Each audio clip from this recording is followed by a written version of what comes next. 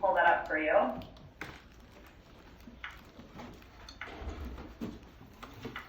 The definition of prudence is enables one to reason and to act rightly in any given situation. So let's talk about that a little bit. Important parts of prudence. So these are different parts that fall into this virtue. So memory, the recollection of previous events and what one has learned from it. So if you think back, God has given us memory. Think back to when you first started learning, and you can think back to mistakes that you've made. Maybe your parents have given you some consequences for some choices. You have that gift of memory to just then have that next event be something that you make a different choice because you've learned. So that's part of prudence. Understanding is the ability to grasp situations and know what to do. Docility, that's a big word. The willingness to be taught and be open to the advice of others, especially those who know more. So listening to your parents and teachers.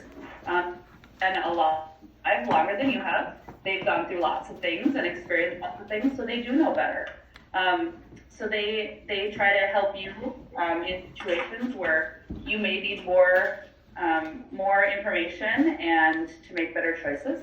So docility is that willingness to be taught and just say, okay, when someone tells you something that you need to be doing differently. Shrewdness, the ability to determine quickly what is best in the situation.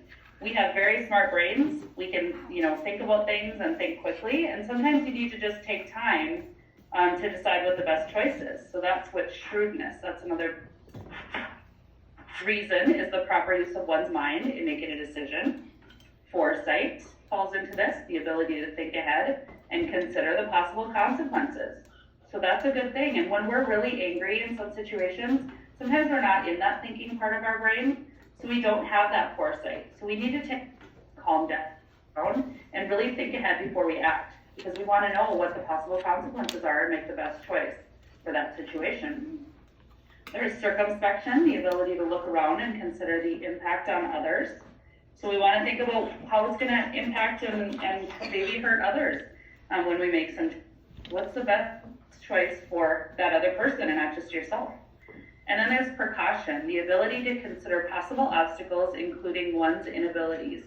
So just being careful. If you're not able to do something safely, just knowing that and using that precaution is another big word. So ways to grow in prudence, seeking advice from reasonable and trustworthy persons. So you maybe want to ask someone what they think. Ask a teacher, ask a parent, grandparent, some adult in your life, and ask them what they think about your choices that you're going to make. Maybe something that's on your mind that you need help with. Thinking rightly about a decision, carefully considering all the circumstances, and then praying about what the Lord wants you to do. So you can talk to God about things. He might help, guide you in that situation along with your parents. And then acting upon a sound decision made after thoughtful deliberation. So deliberation is just thinking about it for a while. Thinking about things and then making a good decision based on all of those things that you've been thinking of. Here we've got some slides. So thinking through the advice given. Looks like she's really thinking about it. She's using her brain. It says, I will pray and think about what to do. Making a wise decision and acting upon it. I will do my homework first, maybe before playing or before going over to a friend's house. And then asking someone, may I ask you to help me? Maybe getting permission, if your teacher is busy, talk to someone else, waiting until they're done, and then just say, do you have a minute? Can you help me? That's the right way to kind of ask and use that virtue of prudence.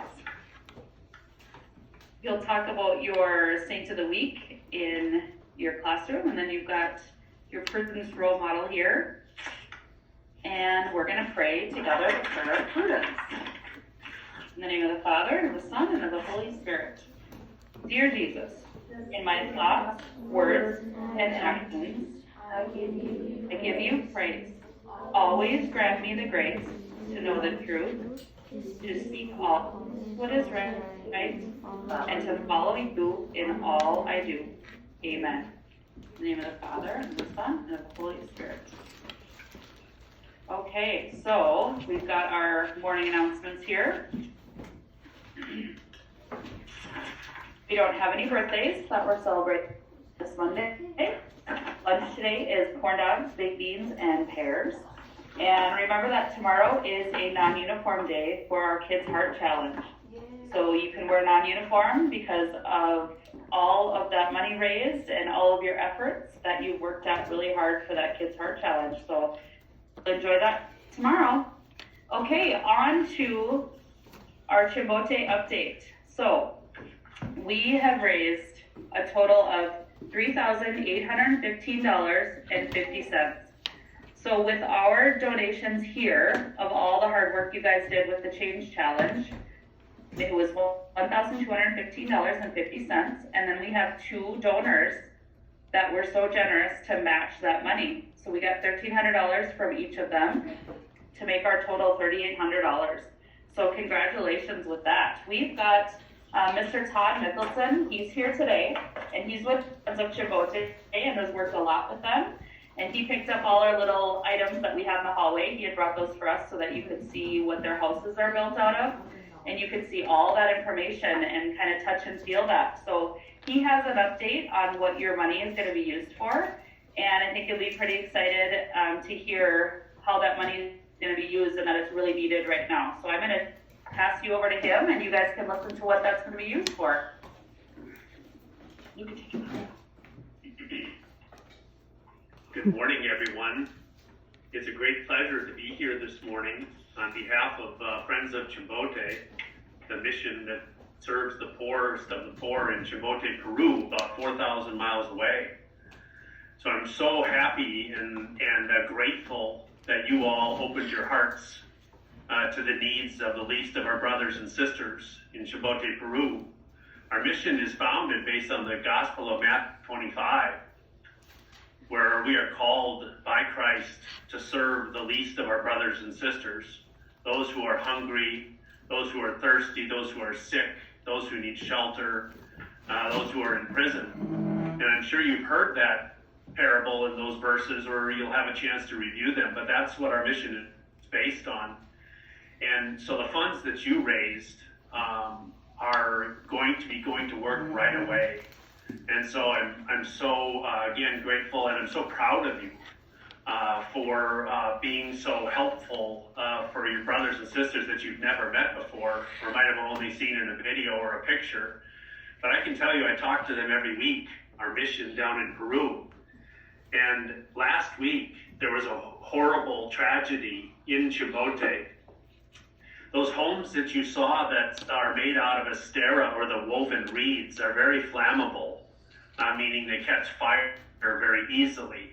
And last week, the tragedy was there was a fire that started from somebody cooking, and the fire spread really quickly, and over 100 homes were burned to the ground, and all of their possessions, everything they owned, their beds.